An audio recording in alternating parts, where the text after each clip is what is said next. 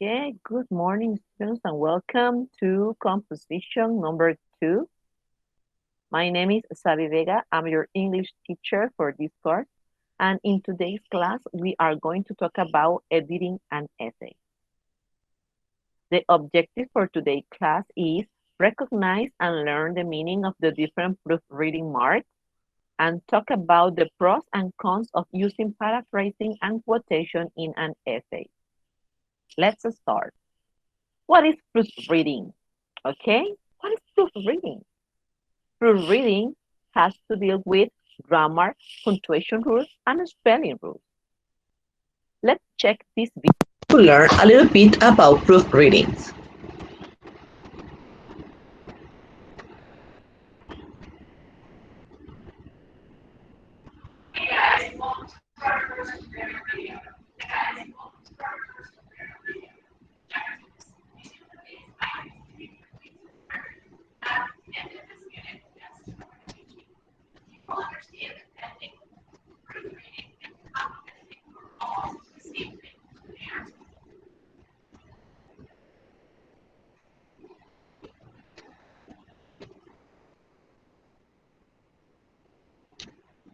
Let me check the sound because it's very, to put more sound.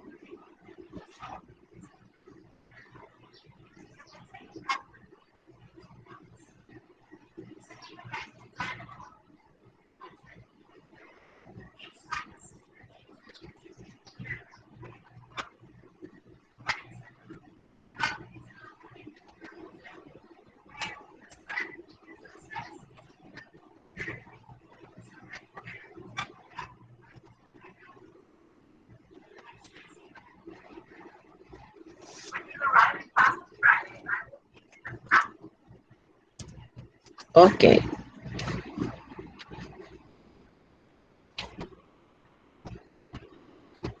Okay, now let's check those proofreading marks in details.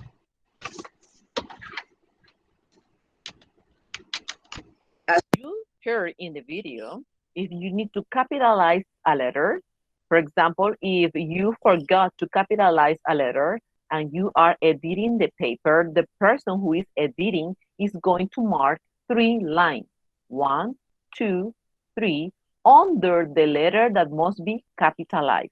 So it means that in this example, they fish in Lake Toy, we have here 2 mistakes of capitalization. You need to capitalize the L, the letter L, and the letter T because it's a proper name. It's the name of the lake. So this word must be capitalized.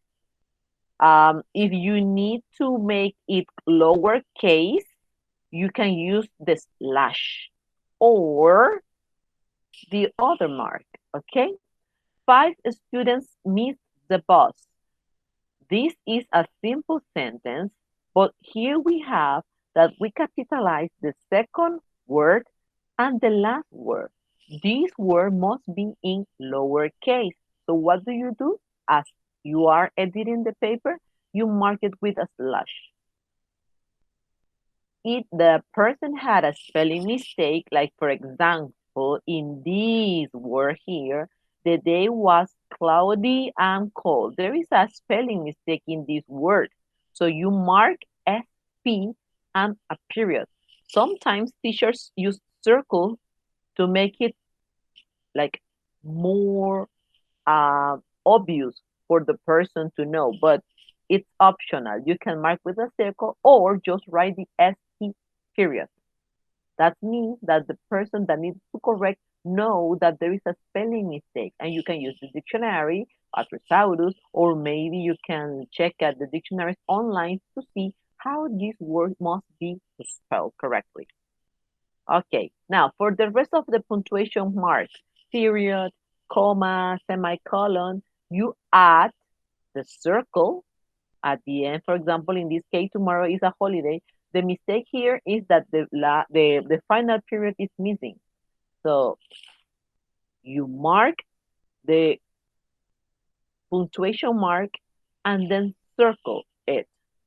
And most of the times, the person that is editing use a different color of pen. Like for example, in here we can see that all the mistakes are marked in red. But some people is like a little sensitive of using red, so use a different color or use a pencil. Delete or remove. If there is a mistake or you have written a word several times, like for example in here, he knew the answer. There is a repetition of the same article. So we need to delete one of them. So you use this mark to show the person that is the owner of the written paper that needs to delete that word. Okay, now let's see the carrot. Okay, the carrot upside down, that means that something is missing here. So you have to add a word.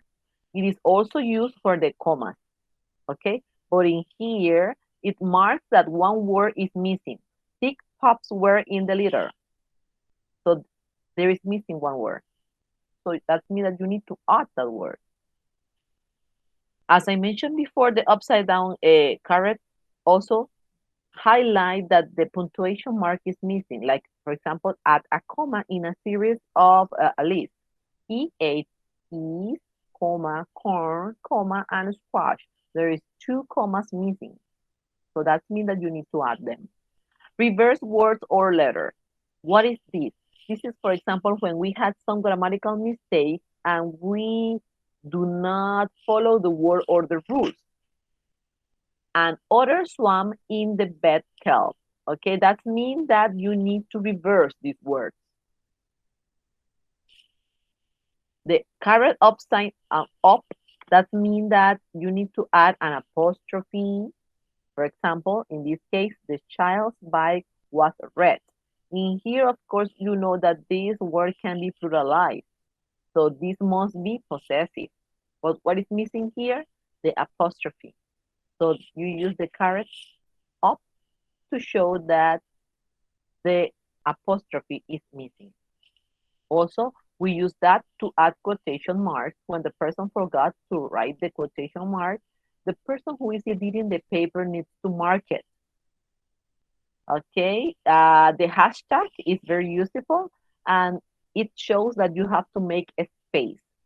Uh, like for example, in here, this sentence, he read 2 books. 2 books needs to be separated. You need a space. So you mark with a hashtag so to highlight that the space must be done. Okay. Uh, in the other way, when a word must be written together and it is separated, you use these up and down parentheses to show that you need to close the space. Like for example, in this sentence, her favorite game is softball. Softball is 1 word, not 2 words. So you need to write it together. And this symbol indicates that you need to use another line, or I mean, it begins a new paragraph. He had fun, period. Then in another space, you write next we went to, because they are 2 separated ideas. So it means that this is going to start a new paragraph. Here we have an example of a proofreading paper. Did you see how many mistakes can you see here? Can you identify? We can see the spelling mistakes. There are some mistakes that we need to write this word together. There is a comma missing here. You have to delete something here. There is more commas missing. This word needs to reverse. There is another reverse here. There are a lot of mistakes that are highlighted. Okay, this one that is here, that's indented. That's indent. Okay, there are some capitalization mistakes. The 3 lines are here highlighted. Okay, many mistakes you can see here. So this is how an edited paper looks like.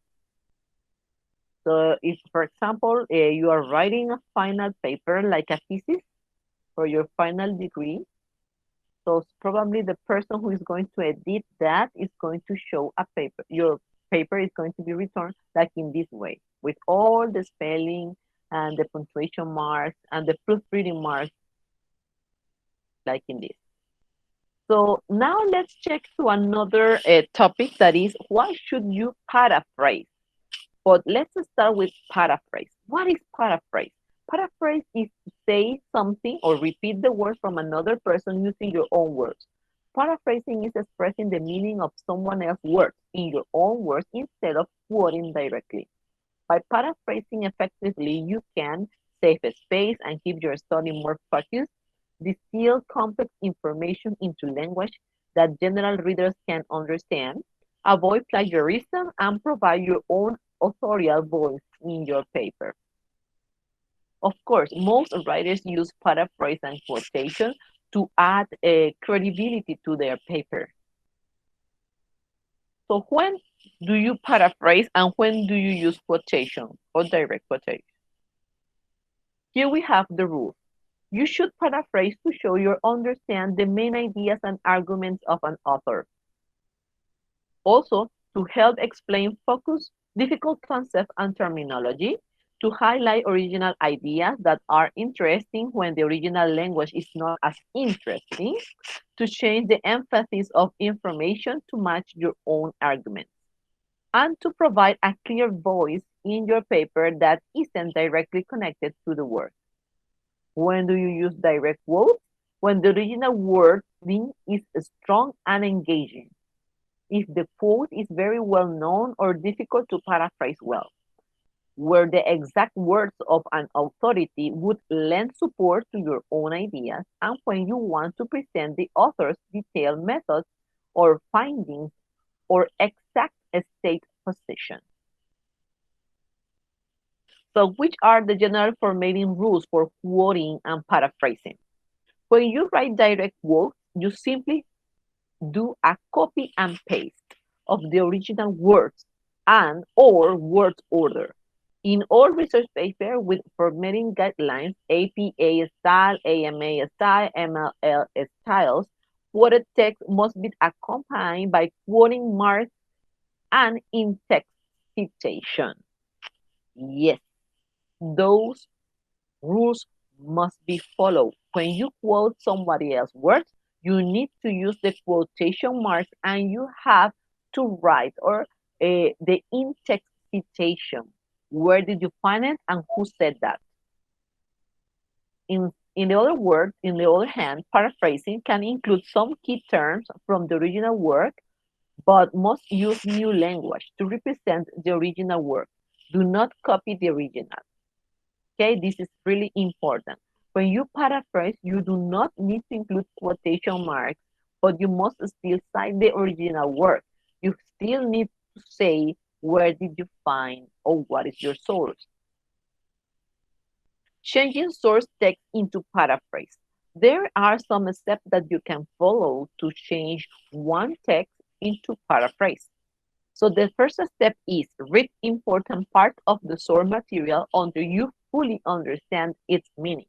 That means that you have to read the same piece of or the fragment of the source that you need or you want to use several times to understand the main idea of this text. Step number 2 is take some notes and list key terms of source material. Yes, this is a technique. So you have to use a piece of paper and write the key words, the key terms. Those are really important for you to know by the time you are paraphrasing. Step number 3, write your own paragraph without looking at the source material. That means I read first, I write the key terms, I internalize the idea, and then I will write my own paragraph without looking at that word. That makes my story more credibility. Step number 4, check to make sure your version captures important parts and intent of the source material.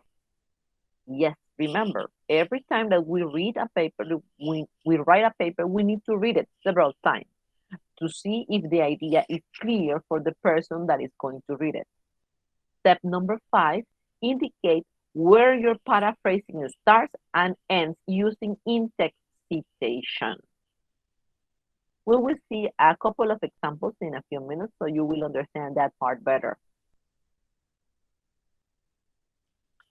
Useful tips for paraphrasing. In here we have an example of an original text and a modified text. It says that one tip to paraphrase is change the voice of the source text. In the original text, they use passive voice. Let's read it. Uptake of 300 cc injected precorpine was reduced by 1/3 of each, 0.05% of increased hypoxia in the tumor organ. So in here we see that the person uses passive voice in the grammar construction, in the grammar structure. Now, by changing the voice of the sentence, the active voice to passive or the passive to active, you can alter the general structure of your paraphrase and put it into words that are more your own. So in here we have the modified text now in active voice. Each 0.05% increase in hypoxia in the tumor organ reduced. In here we have was reduced. Reduced uptake of 300 cc injected regorafenib or by 1/3. Okay, someone is knocking at the door. Let's check who is going to join us.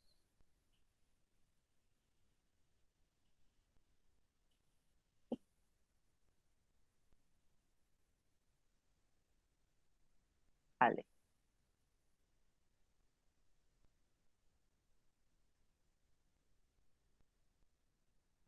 Welcome, Alex. Okay, let's continue talking about paraphrasing.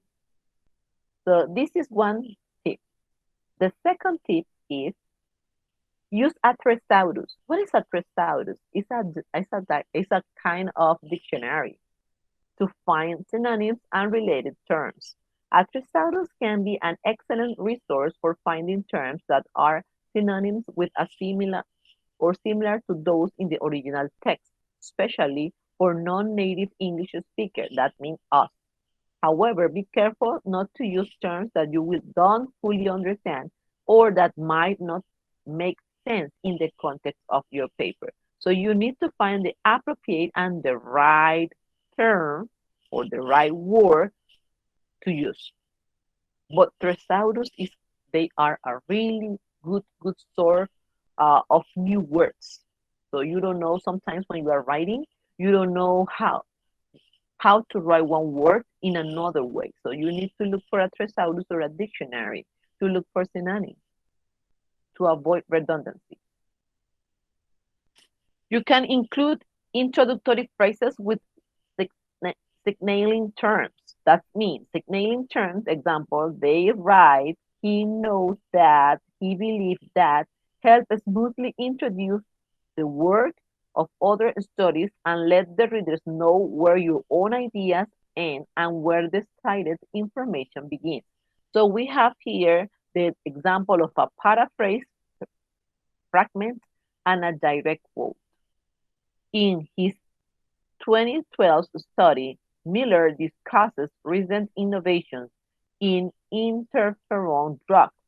He writes that increasing level of tumor hypoxia significantly reduced the uptake of regorafenib, and then we have decided.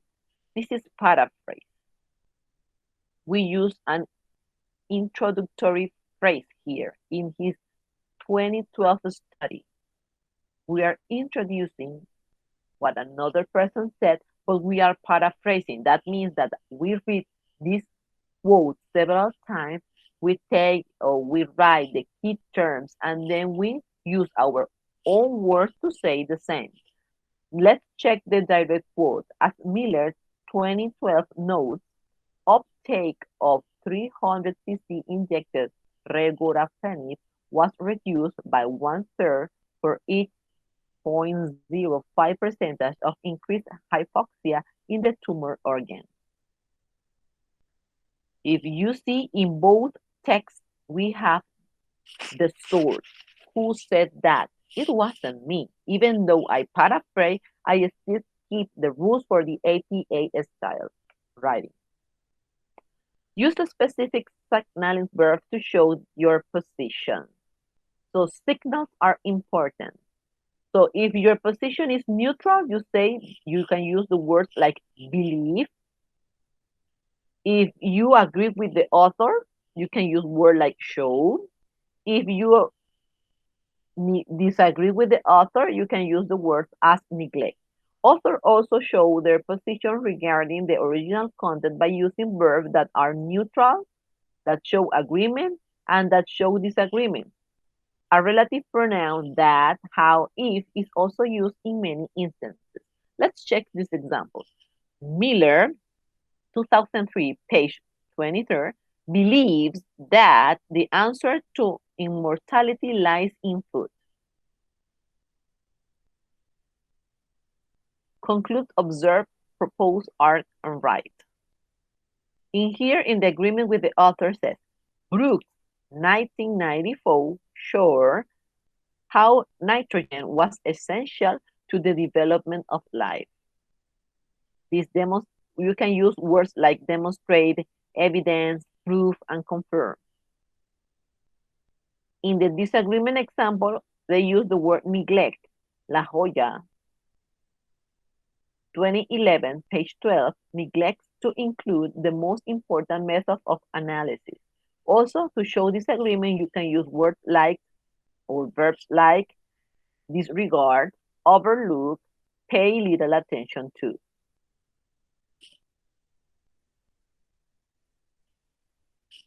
One important thing when you paraphrase is that you need to avoid plagiarism.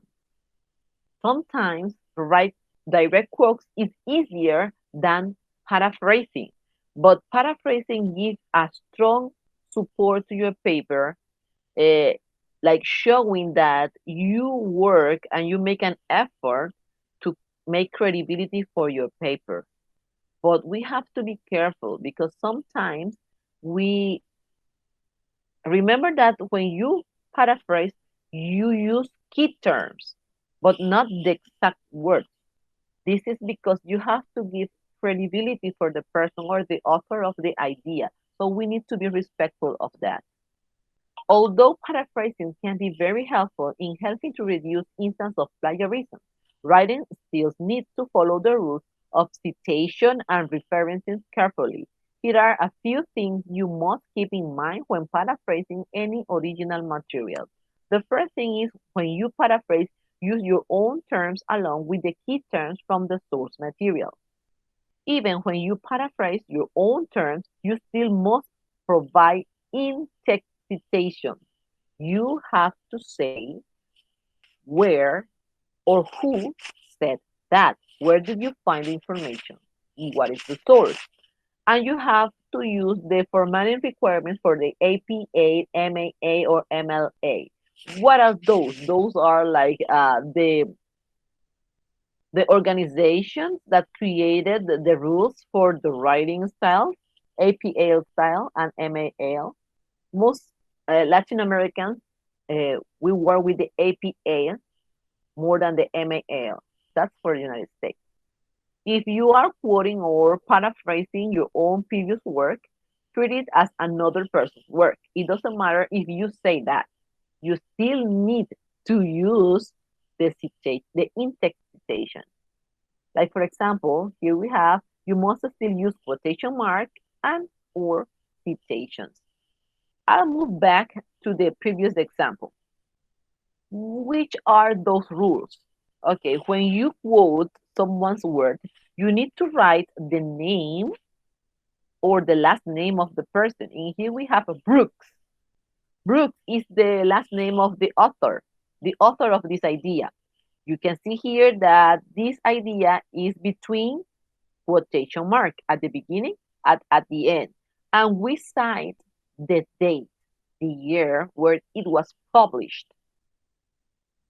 In here we have, in the first example, we have the same thing. Miller, 2003, and page 23. This uses quotation marks. So that means that we are seeing here some examples of the APA style that include the last name of the author plus the year of the publication. An example of plagiarized paraphrasing. Plagiarized version of source text. The Journal of Applied Psychology, Japan, 2015, accepts empirical and theoretical investigations that increase knowledge of motivational, affective, cognitive, and behavioral psychological phenomena in many settings, broadly conceived. These phenomena can be at several levels, individual, teams, or culture, in professional settings like business, education, training, health, government, or military institutions, and in either public or private sector, in non-profit or for-profit institutions. Okay, now let's analyze this paper. Some of the source text words have been changed or removed, but the underlying terms are identical to the original. This is not just copy some key terms. They use the exact words. Overall, the meaning and even the grammatical structure have been copied. So this person do not follow the rules like if the text or the source isn't active, you switch it into passive, or the other way around. If the text isn't passive, you switch it into active to make this like use the different techniques that the paraphrasing offers to the writers. Finally, the quotation marks are missing. There's no quotation anywhere. Do not use the same language unless you put quotation marks around the context. That means that this text was plagiarized. Paraphrasing checklist. Yes, When you use paraphrasing, there are some things that you need to take in account, and you can check if you accomplish with all of them. Let's imagine you paraphrase a piece of paper, then, or a quote, or a fragment, or the exact word somebody says, then you paraphrase them. You have to write the paraphrase statement in your own words. This is the first thing that you need to do. Always include a citation with a paraphrase. You will still using someone else's idea. It's not your idea. When you use a direct quote, be sure to clarify the quote to show why you have included.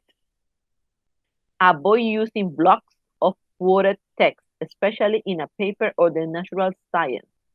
You can almost always use a paraphrase quote combination instead. What is that? Some people use quotation, but the whole paragraph is a quotation. Don't do that. Instead of that, paraphrase some parts and quote another part, different one. Overall, focus on your study, and first, any extra information should be used to enhance your arguments or clarify your research.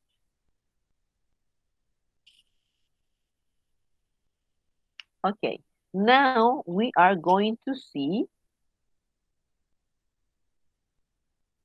a video of an expert from a website that explains you how to use paraphrasing.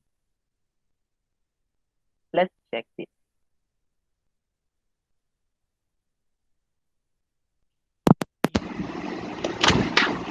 Wordvice is a very useful site if you want to know more about paraphrasing.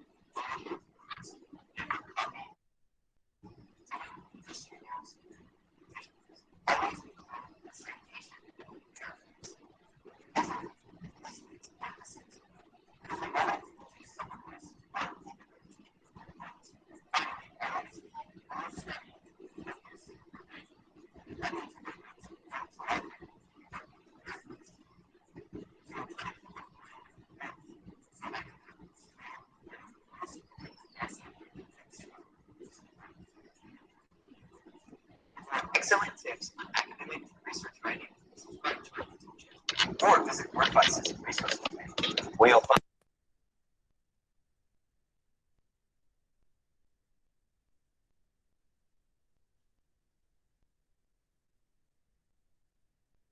Excellent.